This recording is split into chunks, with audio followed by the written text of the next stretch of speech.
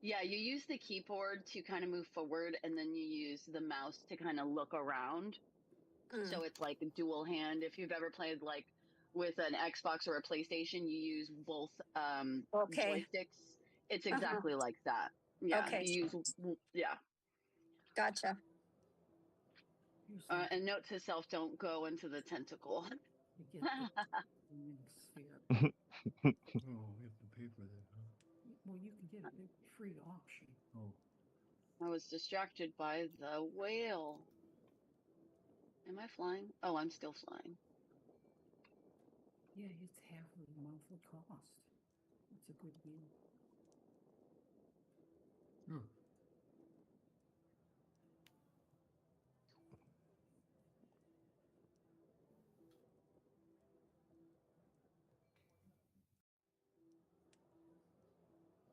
I like that they added all of the little blinkies to make it just like way more realistic. There's like a bunch of like blinky RGB lights all over the place. Oh yeah. Yeah, just as like little random accents, just like you would see at nighttime. See all the bikes going by, all the All blinky. the Yeah. bikes going by and all the things, and Yeah. it's fun, right? Yeah, Yeah. it's really fun, very entertaining.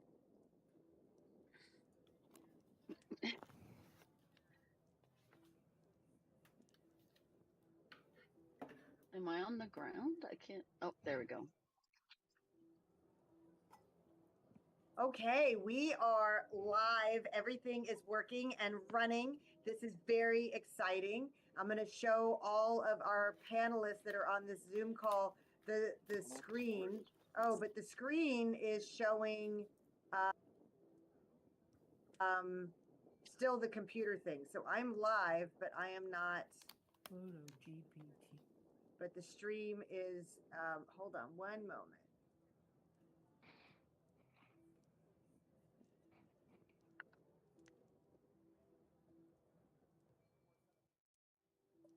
Where's the link to the Zoom call? Ooh, I'm upside down. Dougie, where's the link to the Zoom call? Ooh, nice picture. Anybody? That's my sunset every night.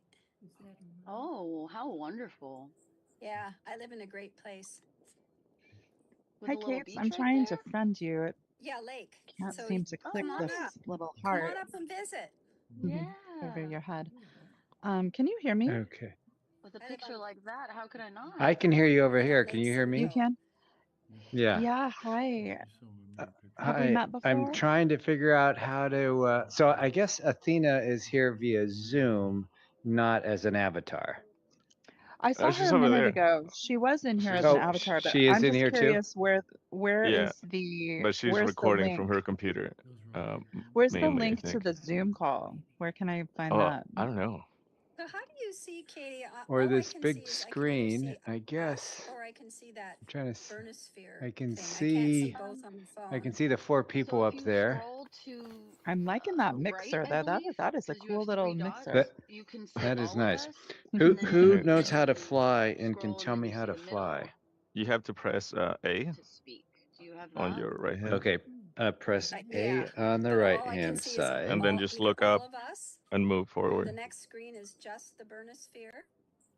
Huh. Oh, it's because you're on your Huh. phone. Maybe Okay, let me press try it. that. That's the limitation of the Try it phone. Is again. it can't Okay. show you us and the share screen. Okay. Yeah. Let's see. You gotta Oh, see that's one or weird. the other. It's an either Yeah, or. it's Yeah, strange. it's a Okay, limitation of a toggle phone. fly. I think It doesn't if you tell are you on if like an you're iPad, toggling because it's it a bigger on screen, or it would give you off, that option. does it? Okay, No, am I gonna sometimes it's a And bit. Can I then connect to my I've got my iPad. and then It move wasn't Try it a few times. charged forward. up enough, so I wonder if I With can A, Yeah. join the on lower there button. now. Yeah, the lower button on the right hand side. Can I'm I join on pressing both, it, or would it? and it says toggle I fly. think you can join on And both, then have, but only have and the then audio is it going on the one. toggle and I'm on only the gonna left pin side that like your moves you phone. up and down? Right. So the other The one you could thumbstick. just have Just watch it. Yeah, the just thumbstick. watch it. Yeah, you should be able So to make just. sure it's muted and just have it Yeah, off to the side. I can and do the won't pin thumbstick it, to. so it won't show up. Okay, I'll see if I can do that. Okay. Oh, you may have it. Wait.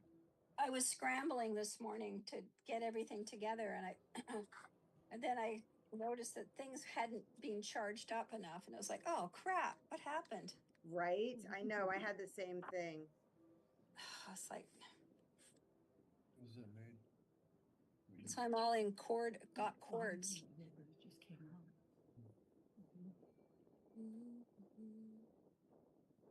And then I didn't have your, I didn't have the link, Athena. Mm-hmm. I didn't have the link. I don't know why I didn't get it.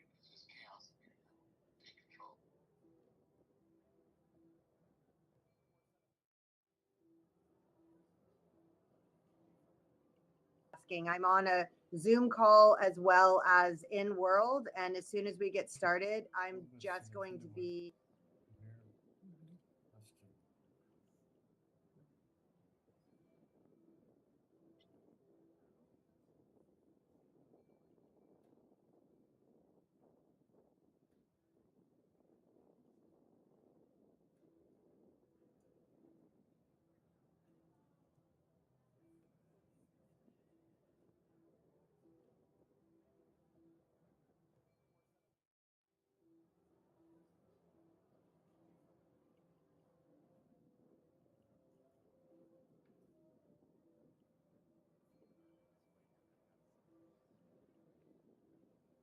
Take their bikes.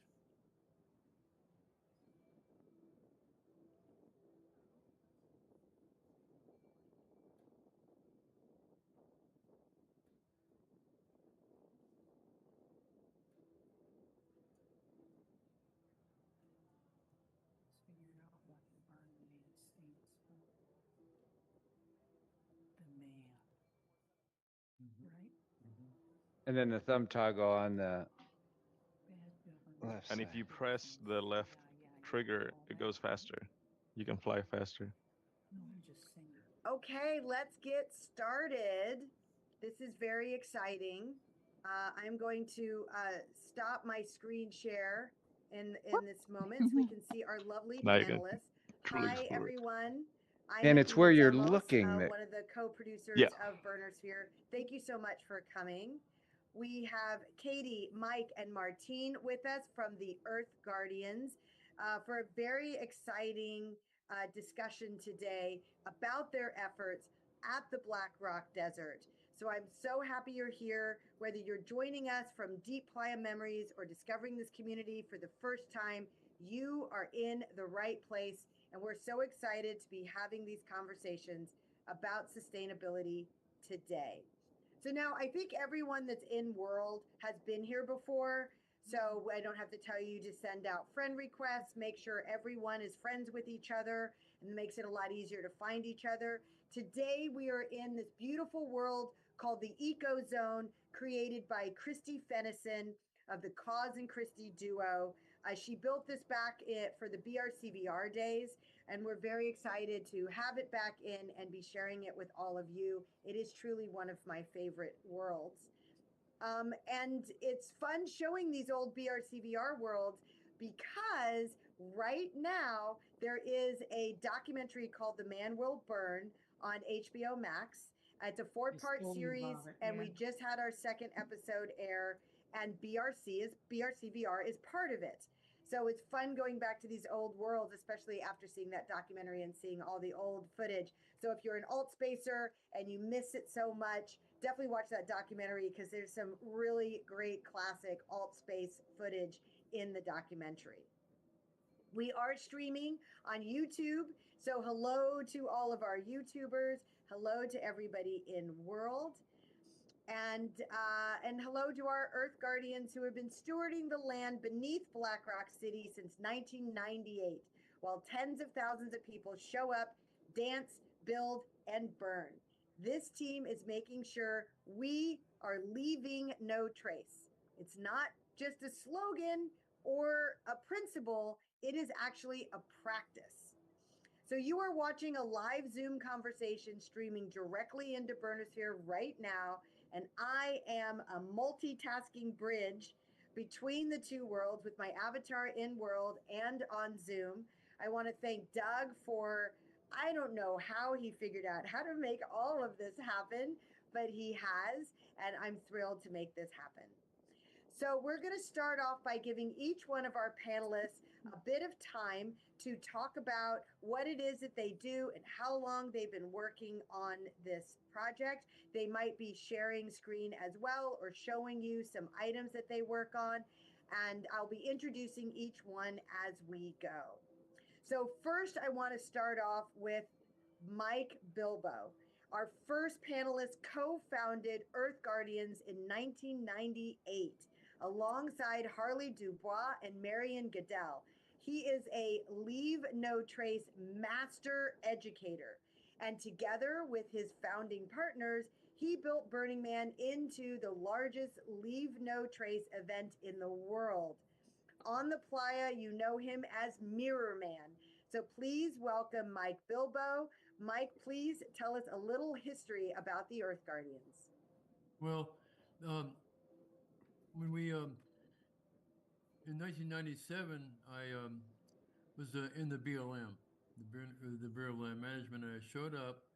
I had was working for the Roswell BLM in New Mexico, applied for a position with the Winnemucca field office and got it. So I showed up, and the Winnemucca field office really didn't want much to do with Burning Man. But it was in their district, so they wanted somebody assigned to the Black Rock Desert and to administer the Burning Man permit. So it was me, and uh, I started researching uh, the the event. The previous my previous the guy that came before me had written an environmental assessment on the event, and when I did my research on it, I saw that there's a lot of impacts going on. It's it's public land, it's backcountry. It's basically like the in the fire services wildland urban interface. You know, we have the city on in the backcountry, and so I started thinking about the micro trash I was seeing left behind, and we had to start thinking about how to deal with that. And being a Leave No Trace master educator, I had some ideas, and that was to start training staff and participants in physically training people out in the wilderness study areas around the Black Rock and how to actually um, do Leave No Trace practices. Uh, and we started, and I would tell the burners who are in the classes to take what you learn from just a 2-day backpack trip and taking care of the backcountry and apply it to Burning Man. So, for instance, a little fire pan that you carry with you to make fire in the backcountry, something like that, very quickly became a burn platform at Burning Man on the large scale. So we started doing things like that. Uh, and so that's kind of my background on as far as and we'll talk a little bit more about what the history of Leave No Trace. I'm going to talk to you guys about that in a bit. So we probably ought to go on to the next panelist. Athena? Yes. We should go to the next panelist now. Okay. So our next panelist has been working with the Earth Guardians on Leaving No Trace outreach and dispatch. She loves helping people understand what it really means to protect the land we gather on and how each of us plays a role in that. So please welcome Katie. Hi, everyone. I have had the pleasure of volunteering with the Earth Guardians for a couple of years now. I started with doing L&T outreach. That is where we are a liaison between the BLM and the fellow burners. We try to educate everybody on Leave No Trace practices and the rules of how we can keep the land clear. I've been doing that for a couple of years, and now I help Bilbo with dispatch. So I help the teams go out and remediate and educate on a deeper level. We basically go around and we help educate on very clear safety issues and guidelines. These guidelines help us keep our permit for the next year. So the fact that we try to make sure that all the burners are educated so that we can keep coming back, protect the land, and keep in compliance with our permit. Different things that we deal with on a regular basis is a fuel containment. MOOP would matter at a place, stuff gets a little messy, wind makes mess sometimes. And leaks, that's another big thing that we try to educate and help clean up. Black water leaks or gray water leaks, those things can be very damaging to the playa. So we teach the burners how to clean it up, how to take it out, and how to make it better for next year. What can you explain real quickly what a black water and a gray water leak is for people who might not know? Yes, a black water leak is a leak that has heavy contaminants like poo, pee, stuff like that makes it extremely dirty. Gray water is less contaminants but still dirty. So think of after brushing your teeth, maybe rinsing yourself off, maybe doing the dishes. That would fall into that gray water leak. Regardless, they still have contaminants, they still have particulates, they still have matters that are out of place. So we try to create more sustainability options like evapotrons, which you will see all over the city. There's many camps that have those, especially if you have a shower, you need an evapotron. And that essentially just evaporates the water so that you can clean up the particulates and they don't contaminate the playa. So black water tends to be the containment that is attached to a toilet in an RV, and gray water is the containment that's attached to a sink in an RV. And then it doesn't necessarily have to come from an RV, but that's where that terminology comes from. Thank you for the and then our third panelist, what matter out of place, what MOOP means and why it matters, how to make the MOOP bags, and why simple low-tech tools change behavior on the ground. Martine's lifelong commitment to environmental stewardship. Please welcome Martine Evans. Hi there. So I help with activities, and I'm a retired kindergarten teacher, so I am sort of big into the education part of it. So I do things like I go to Kidsville, and I read them the Lorax, the book. So here's Lorax book. And I have other books that I recommend to the kids, like the Salamander Room and the Great Kapok Tree. So all of these are about sustainability, environmentalism, why you should not bring nature home with you. You should leave it where it is because its own home is best. So I talk to the kids, and then we do an art activity. So I'm part of the educational part of Burning Man in the activities in our pavilion. I help introduce the talks. We have geologists who talk about the playa, why it's fragile, about the nature. I lead the Behind the Green Door bike tour, which takes us to green camps where they have solar, showing people how to use solar, how to use recycling better. What else do I do? I also participate in a cyanotype art because that's fun. So how to use your MOOP for art. And that's my gig. Awesome, thank you. Well, thank you all for being here. This is really a great opportunity to learn from you. So for people that are new to Burning Man culture, can you just say what leaving no trace actually means on the ground in Black Rock City, not just a principle on paper, but what it actually looks like and feels like on a day to day? And this is for any of you. Okay. One thing you all need to think about, our population is going to be 70,000, to 80,000 people now. When I showed up in 1997, we were about 8,000, and it was growing. And so, you know, these practices are these are leave no trace practices that are not quite like the kind you would practice when you're out backpacking in backcountry or wilderness areas. And the program started with the Forest Service back in the 1980s. You know, American minimum impact. You know, Thoreau talked about it, and people going back to the 17th century and about those days, we're talking about the trampling of the backcountry, but you know the population is small and it didn't seem like a big issue at that time. What's really interesting is in the history of you know we call it the leave no trace, but it's also minimum impact.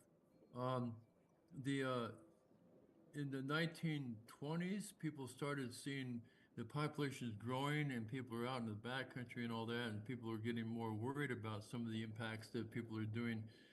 Um, the World War I and World War II put all these American soldiers around the world, and they're out carrying backpacks. And they after those wars, people are trying to get the hell away from anything that reminds them of what the carnage they saw, and they're getting out into the American backcountry, and they're taking the surplus equipment with them. You know, North Face and REI kind of have their foundings in that kind of thing.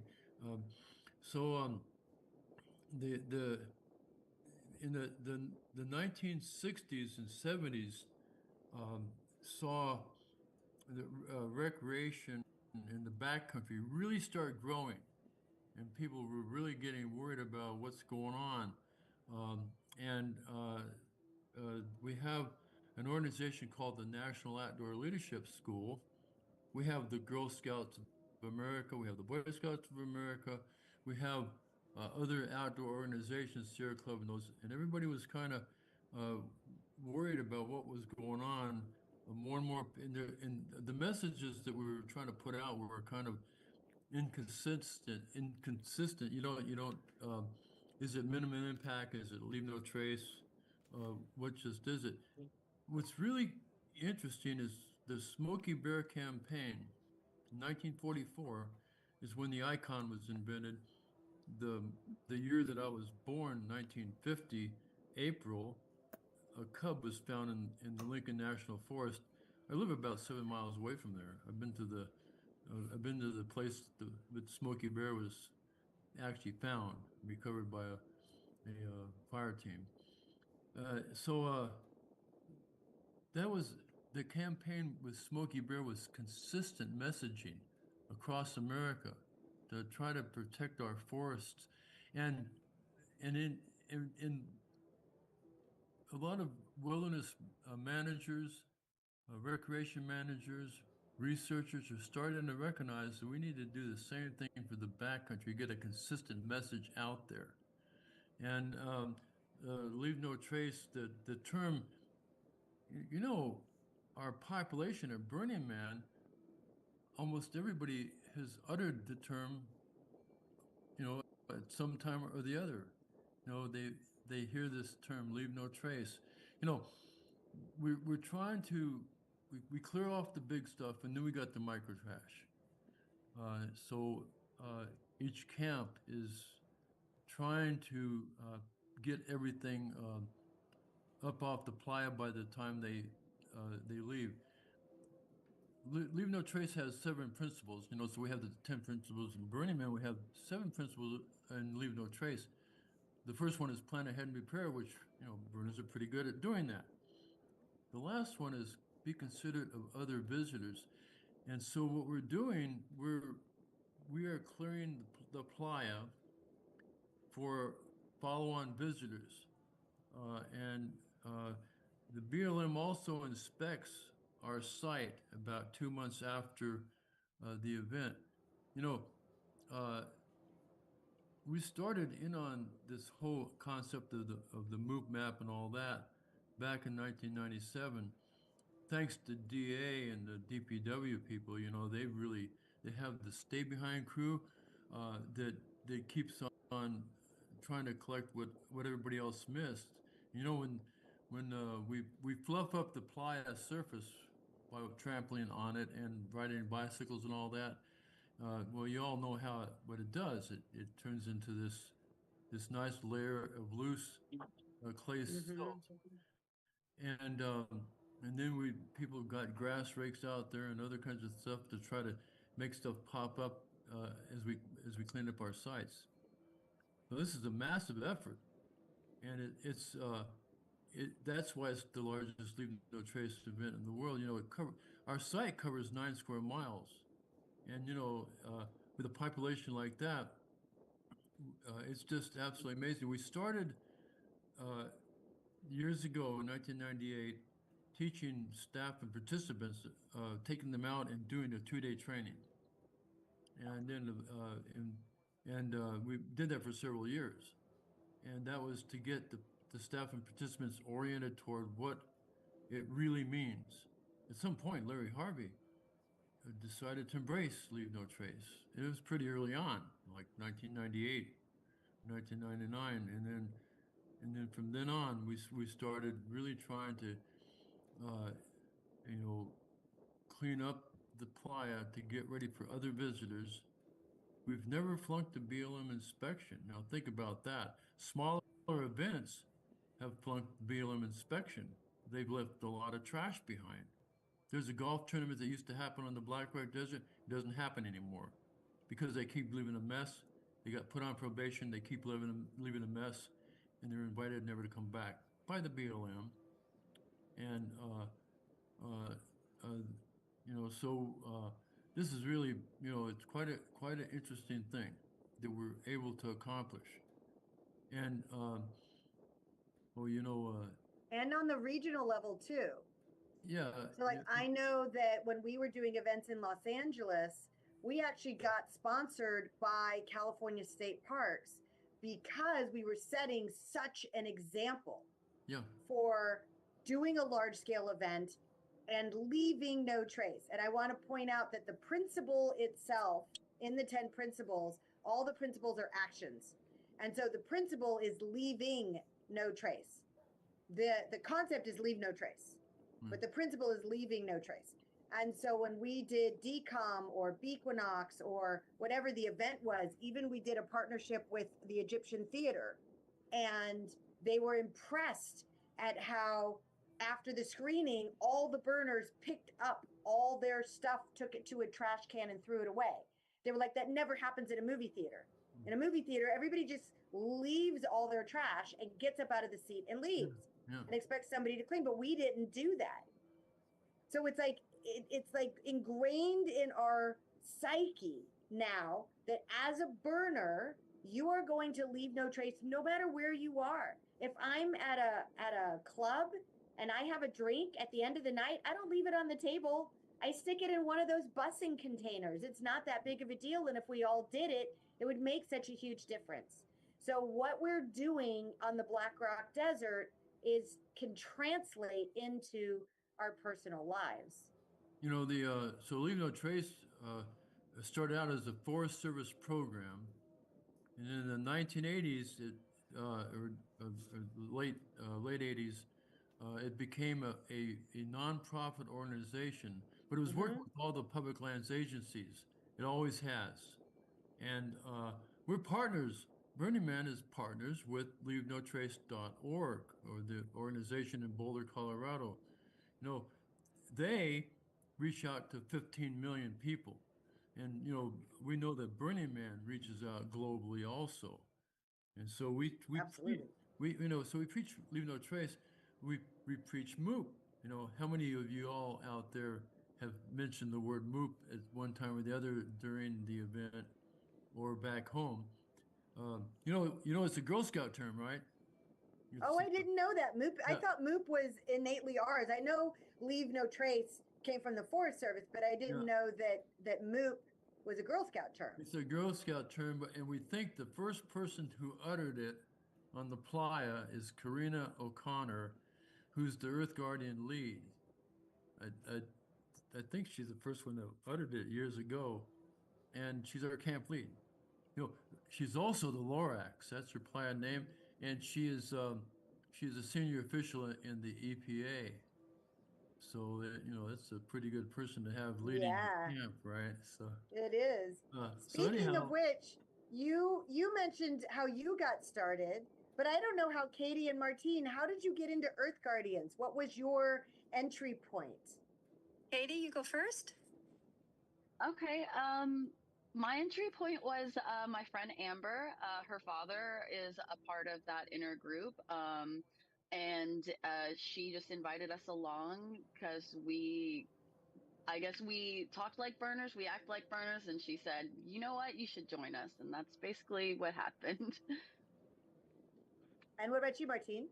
So mine, I knew about Burning Man since I'm 69 this year, so I knew about Burning Man in my, I guess 30s, and I wanted to do it, but I never had the opportunity. And then when I was 60, I gave Burning Man to myself as a present. So I made it happen. And I knew Karen, who's our activities manager, through a different access, through a camping group, a hiking group. And so she was my entree. So I started in 2018 and became instantly found like, this is my home, this is what I should be doing. And because I've always been a lifelong environmentalist. When I was 11, I went out as Miss Pollution, 1960 something or other, and showed everyone how to recycle. And I had, crushed cans on a shirt and dirt and, Kleenexes and told people how to recycle newspapers and how to crush cans and where you could take them. And so it's been ingrained. So that was my start. So 2018, and I've come every year that I can. So and that you were was telling me you made a tutu out of Oh the. yeah, I'm wearing it. Oh, you're wearing it. Oh, stand up. Oh, this is awesome. You made a tutu out of the trash fence. So this is my trash fence. The tutu, can't see it very well because it's here. Can you see that? Yeah. So I wear this every Tuesday, and this is my little trash fence tutu. And every Tuesday I post on Burning Man Facebook or Instagram group, and it has a little environmental twist to it. So I also do show people how to make Burning Man, making mooping fun. So I help with making the moop bags, and so to put a spin on it, is like leave no trace, yes, but picking up garbage can be fun. So you can pick it up and you can use it in art, which I have done. I did. Yeah, show us some of what you've created. Okay, so this is every I don't know if you can see this photograph. So, but every time I go to a beach, every time I go to a beach, I collect moop in a bag and then I pour it out on the counter and take a photograph of it and then recycle it properly. But it becomes this really pretty art, and so you can display stuff like that, and then moop bags. And so these are moop bags that we make as Earth Guardians. We have workshops. So this is old pants. So these are old jeans, and it's got a tie and so it becomes like a moop bag. And so you can also use it to carry a water bottle, put your moop in there when you find it. And it's really fun to find moop because I found money. I found interesting toys. I found all sorts of good stuff out there by the trash fence or just walking along. So it's worth your while mooping. And mooping has become a verb. Yes. Yes, it has. and demooping. It should be demooping because mooping you're a mooper. leaving it. So you're a mooper. You're a mooper, but when you say you're mooping, it's moopy. It's creating moop. But the act of mooping is, I know it should be demooping, but we use it as picking up. we're grammatically improper that way. But I like to say that there's two types of MOOP. There's landfill and ground score. yeah, ground score. I love ground score. It's Ground really score. fun. I got some great stuff. I've gotten goggles and a really nice jacket puffy jacket that I wear all the time. And yeah, all sorts of really great stuff. I found a white wig once. And That you, was yeah, cool. and you all know that at low sun angle, as the sun comes up and goes down, it reflects all kinds of stuff. You know that $100 bill reflects just like Yeah, a show us mirror? some of what you created. So does the $50 bill and see a dollar bill. And in the playa, if I want a medallion or something like that, I just go out in low sun angle, and the playa gives me all kinds of stuff. That's Ground right. score. I like that. I never heard Ground that. score. Ground score and landfill. Did you want me to show you how to put together a MOOP bag? Is that appropriate now, or did you want that later? I think yes. Why not? Show us how to put one together. So this is just a pair of jeans. So this is just a pair of jeans that I've just shown you. I've clipped it together and a tie. So what you do is you take a pair of jeans, cut it. So cut it open like this, and then you fold it over. Sew it up these two sides on the wrong side, and then add your tie, and then you've got Cut the legs. and then you've got a MOOP bag. So from an old pair of jeans, you can make 3 MOOP bags. So you can make one from each leg, and then from the parts you cut off, you can make another MOOP bag using these 2 pieces. Another idea is I eat a lot of rice. So this is a rice bag, and it's got, I've just used screened MOOP on it, and then add a handle. And so the same thing, you can add a handle. Use a tie to add a handle. Yeah, tie at a handle. You could use an old tie from a bathrobe. You could use just a piece of fabric. So any piece of fabric can become a MOOP bag, but I like to try and recycle things because then it gets another life. I've had my original MOOP bag I've had since 2018. So it's like another pair of jeans that's gone on to live for all of those years. That's totally, I cannot live on the playa without my MOOP bag because it carries all my stuff. And I love that it has pockets. So you can put your MOOP on the inside, and you can put all your things that you need on the outside. My chapstick goes in one, sunscreen goes in another, my phone goes in another, my water bottle goes in the big compartment. Snacks, you always have to have playa snacks. You always have to have snacks. So snacks go in here, and all the badges that I've gotten, those are the 10 principles. So every time someone gifts you a patch, it goes on my MOOP bag. So are those the principal merit badges? Yes. I've heard about these. Yeah, with the Playa Scouts. So this is just a pair. No, these ones were from the gifting group. Oh, for the gifting group, because Playa Scouts also have merit badges for the principals. Yeah, but I got all 10 anyway, there was, 10 principles, and then we have consent. So we made the 11th one, so there was the consent. Oh, that's great. So that's, I think that L&T should be fun, and that's what we do with the kids. We take our MOOP that we find, and we make cyanotypes by putting them on a photosensitive paper, and it makes art. So that's such a good idea. Yeah, it encourages them to, it's always a fun segue for children and for adults to get into. And for adults, we're kids at heart. Absolutely. Of course. Adults at play. Yeah. Katie, I have a question for you. Since you're dealing with dispatch, you hear about everything first. So what are the most common leave no trace mistakes that you see people make? And what do you wish participants understood before they arrived? Well, the most common one that we talk to participants about is fuel storage and fuel safety. The biggest thing is that they have a tendency to put their fuel next to their tent, next to their RV, next to their living spaces. And we all know that it can be very, very dangerous. The second thing that's very big is secondary containment for your fuel. We want to ensure that fuel does not touch the playa. So we try to educate everybody to put their fuel inside of a bin or a box, basically a plastic container that won't leak, won't break. And if the fuel did rupture or fail in any way, it's still contained within that box. We've seen people store fuel containers like under RVs, under semis, and and then we've seen those things become disaster after the fact.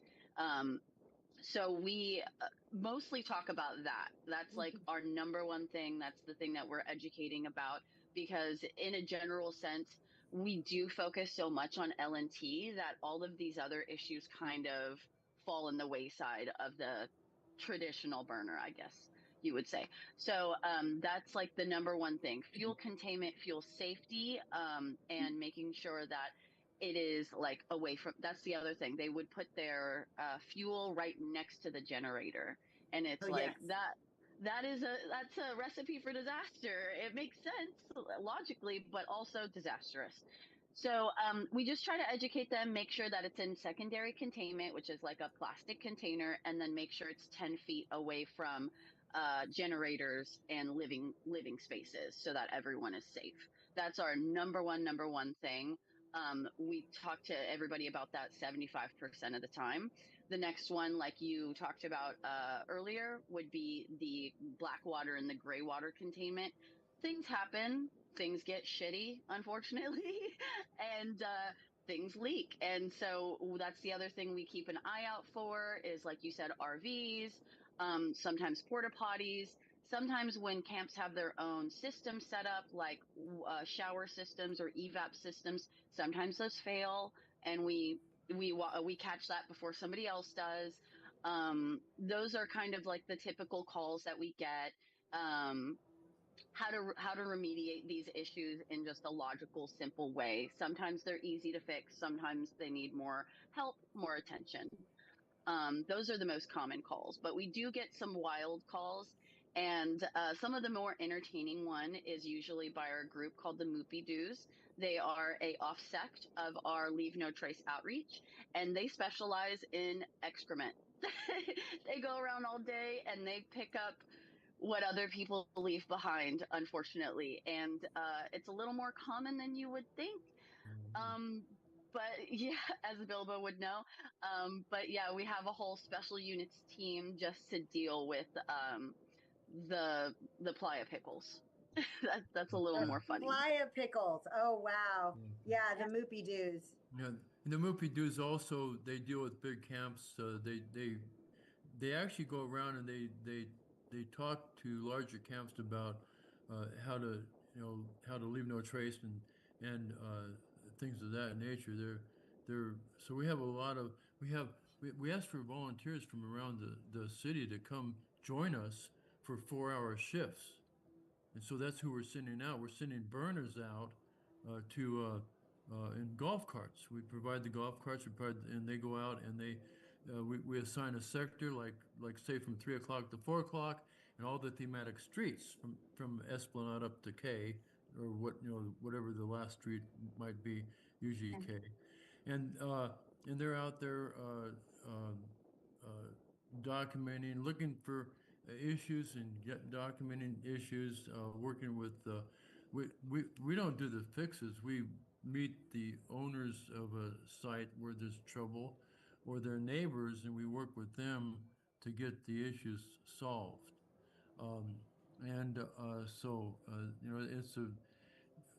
and if you come on a 4-hour shift with us, at the end of that, you get a ticket to go eat at the staff cafeteria, which is not too I bad. know, it's not too shabby. I've eaten at the commissary. It's quite The, nice. the Yeah. I call commissary, it the burner buffet. all the They camps have have, ice cream. yeah. They Well, do. all the camps have food, but at the staff cafeteria, it's a really nice They have meal, salad. yeah. They have Yeah, yeah. fresh It's stuff that salad. the normal camp might not have. But anyhow, Right. so it's really worth looking on our site, going to Shiftboard, signing up for Leave No Trace outreach, In the afternoons, we have some follow-up shifts that go out with Black Rock Rangers, and you know what's really cool about it is we're doing the Leave No Trace outreach and all that, but uh, uh, teams that go out, it's two burners and a golf cart. You really actually get to meet the people in that sector. You get to meet all kinds of burners and see what's going on. You know, it's actually kind of fun Yeah, doing it that is. kind of So if work. somebody wanted to volunteer with Earth Guardians, where can they go right now? Well, yeah. Like, would they go to the website? Like, what is the best way for somebody to get more information and to volunteer? We have the Earth Guardians website now, and not to be mixed up with Wild Earth Guardians. That's an activist group. That's not us. We're the Earth Guardians of Burning Man. So we have a website, and Burning Man there's the Burning Man website. We can be found within the Burning Man website or our own. Katie or Katie, do Martine. you have the URL for that website? Yes, I do. It is earthguardians.net.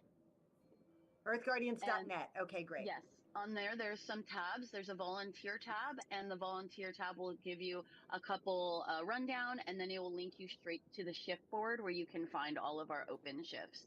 And all of our L&T outreach shifts are available for any burner in the city, no matter where you camp. It is, I am biased, but it is super luxurious. I mean, you're riding around in a golf cart, you get to chat with everybody, you get to see a huge part of the city, and then you get a hot meal at the end. So, I mean, I don't know how you can go wrong. It's a really easy way to see so much in a shorter amount of time as well. For me, I always go out into deep playa, and you always see the art and stuff, but you don't go into the city so much. And this is an opportunity where you can actually get to the details of the city that you probably wouldn't be able to otherwise. Yes, Martine. Yeah, there's also a Facebook we have. It's Black Rock Earth Guardians. So that's a Facebook page. And I agree with Katie wholeheartedly. It's really fun, you know, to go around because we're educating. We're not coming down heavy. We're not giving tickets. We're just educating and saying, hey, you know, we're saving your life here. You know, don't put your fuel in your tent. You know, it's like, Well, you know, Yeah. and you all know the significance of this. So we have this city, it's a tent city and an RV city, and we have a wind that comes out of the southwest sometime, well, you know, almost all the time, a fairly good wind, and we don't want to see the city burned up. Right, So, of course. you know, It's which could. definitely for safety. So we've been out there for years. mhm. Everything's been, you know, going pretty good. You know, everybody's been, you know, the citizens of the city are pretty good about all this, and everybody knows about uh, Leave No Trace to some degree, and so it's really interesting that we have this huge population of people uh, thinking about the phrase "Leave No Trace," what it means. Right. Well, let's talk about taking this home with us, and then I want to open it up to questions from the people that are in the ecozone world for our people that are in Burnersphere. But I want to hear from each one of you, just real quickly, just a little bit of how do we take the concepts that were taught by the Earth Guardians and Leaving No Trace home with us into our default other 52 weeks out of the year. Katie, do you want to start? Sure.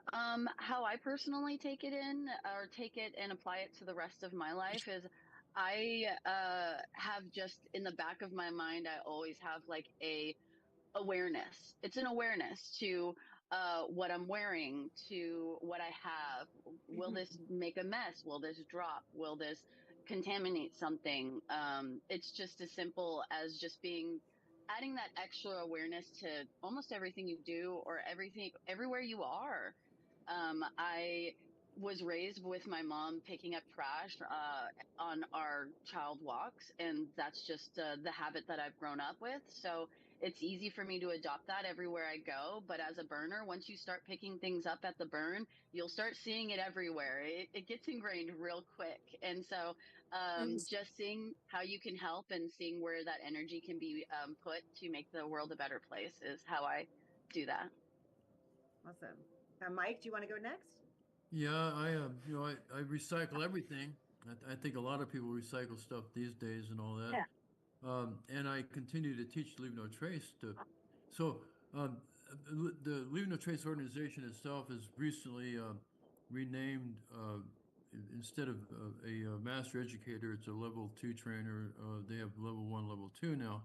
And one thing people can do is go to lnt.org and take some training to go out with a 2-day course, or some of the online resources that those guys offer, and actually learn about how to do that. And so we cracked the whip over the whole event, and so does DPW and his DA and his crew. But and one thing I wanted to mention, originally there's supposed to be an L&T representative in every camp, and I think a lot of camps are fairly responsible. We just would like everybody to just keep on keeping on, keep on doing leave no trace, or minimum impact. There's another way to say that, and we do a pretty good job. So I I really think so. appreciate the population, everybody watching, for whatever you do to help get the job done and make the playa ready for follow-on visitors. So Yes. that's what we're doing. And Martine? So I both of those people have how I live, and it's also I do lead by example. So I have 2 little grandkids who pick up garbage. 3 and 2, and they know, give it to Tutu, she'll put it away. So so. And I recycle and I shop vintage. I use old fabrics. I try and make things. I use water more than once. I use water twice. If I'm boiling something like eggs, I pour the water off, and then when it cools, water my plants. So I try and do things like that. So Actually, people don't know that when you boil your eggs and you use that water for your plants, it's actually super healthy for your plants. calcium is full The of calcium is in the, yeah, a lot of people don't realize that. Yeah. Wow. So any vegetables, I do that.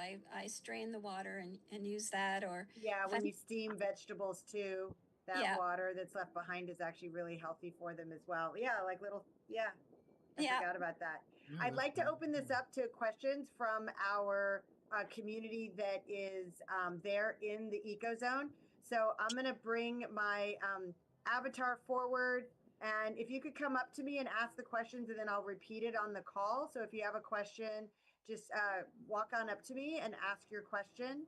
And then does anybody have any questions that they want to ask? No? No questions? Okay. Well, then I have one final question that I'm going to ask for each one of you.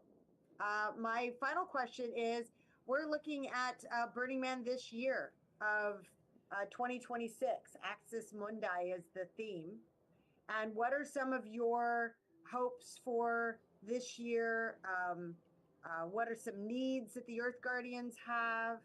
What are some things that you would like the world to know about your efforts globally? And I'll give it to each one of you. So why don't we start with Martine? You close it out with us. Okay, so I think we always could use volunteers, and so please come on by and volunteer. It's really fun. We're really nice people, and we always have fun, and that's a good way to do it. And I think also we could use anybody who has used ties. We can always use used ties for making more bags for the next year. So please bring them by. They will be put to good use. So jeans and ties or old pants, anything like that. That's a great place to recycle ties. Ooh, I have some great things. I'll separate a little. I just helped some friends of mine move. So I'm so glad you said that. Great. Yeah. Because he has a lot of pants and ties that he's getting rid of. So I am Awesome. going to cordon off a bag for you, and I'm going to bring it to Earth Guardians. Yes. Thank Yes. you. That was a good bit to know. Okay, who wants to go next? Mike, I'll do you want to go go next? Oh, you want to go next? Katie, you go Yeah. next. I was just going to say something we are looking for as well is speakers. We're always looking for speakers to better educate and to add to our events. We've had speakers in the past talk about, genealogy, the minerals that are out there. I believe we have a speaker this year talking about AI data centers. So we have a lot of exciting subjects, but we also are always looking for more. And Mike? Okay, and so we make about 3,000 moop bags. So as soon as you get to the playa, come over to 5 o'clock in Esplanade. That's where we're at to get your stuff. Not 3,000. Not 3,000. Well, about 500. 500. Well, it used to be 3,000. Well, anyhow. Yeah, our elves aren't working too hard this year. Okay, well, I stand corrected. 500. Get over there right away and get yourself a moop bag. Get it while they last. So what I 500 is still a lot. 500 is a lot. Yeah. Well, in the past, I think we've had, but anyhow, so each camp, I want you all to think about, when you arrive at camp, start mooping right away, and moop the entire time. Also, when you're out on the playa, moop out there. Constantly. Go out at low sun angles and find all the cool stuff that reflects. And have the playa gift you all kinds of stuff. Or if you're at an event at night and you say, "Oh man, next morning go out there where that event was, and there's going to be all kinds of interesting stuff." Yeah. And then at the end of the event, all the camps should coordinate their cleanup. It's a constant thing. Do line sweeps. When you look at when you look at us, the Earth Guardians on our websites and all that, and Burning Man, it talks to you about how to clean your camps. So we really look forward to everybody. It gives me such a good feeling when I'm walking along and all of a sudden I see somebody out, some camp out doing a line sweep, trying to help. Because we're trying to also help DA and DPW stay behind. Constantly. We wanted to get as much as we can up off the playa and then let those guys take over, Thank you. Thank you, Mike. Thank you, Katie. Martine, I love the trash fence skirt. I am going to make myself one. Yeah. By the way, for those people who don't know, the orange construction fencing that you see used for construction borders the entire city all the way around. And we call it the trash fence. And we call it the trash fence because when the wind blows, no matter what direction it's blowing in, it hits that orange construction fencing. And so if you walk the entire fence, especially out at a deep playa, you'll find some real gems out there. Oh, that's another thing we need. More moop art cars to participate in our mooping. There we go. De-mooping. So we'll say de-mooping events that we have daily, and we go out on an art car and we run around and pick up moop. And it usually goes out deep playa and around the trash fence. So you get to see some pretty cool stuff. That's cool. And you get to be part of a really awesome project. Well, I just saw DMV release their list, and there was like over 650 art cars this year. So you should be able to grab that list and send them all an email or something, or have DMV send out an email. But yeah, there's a lot of art cars that should be participating in this de-mooping effort of leaving no trace. Yay. Yeah. Awesome. Well, thank you so much for joining us, for participating. I am so thankful to Mike and Katie and Martine. This is what it looks like to love a place so much that you spend years making sure you leave it better than you found it. Yeah. I'd like to give a huge thank you to our campmates whose camp dues make gatherings like this possible and keep this experience open and accessible to everyone. By contributing your camp dues, you help keep the lights on. Think of it like a venue. It's our servers, and it's what makes this all possible. If you've been enjoying Burnersphere today and want to help sustain it, we invite you to join the community as a campmate and contribute camp dues. So we're going to take a little break now. Feel free to explore the eco zone. There's a lot to see, or various other worlds. Connect with each other, and we are going to meet back at Center Camp at 12:30 to go into the Junk Raft Museum with Dr. Marcus Erickson. So thank you so much. Thank you to our panelists, and have a great day. Love you all. Bye-bye. Bye.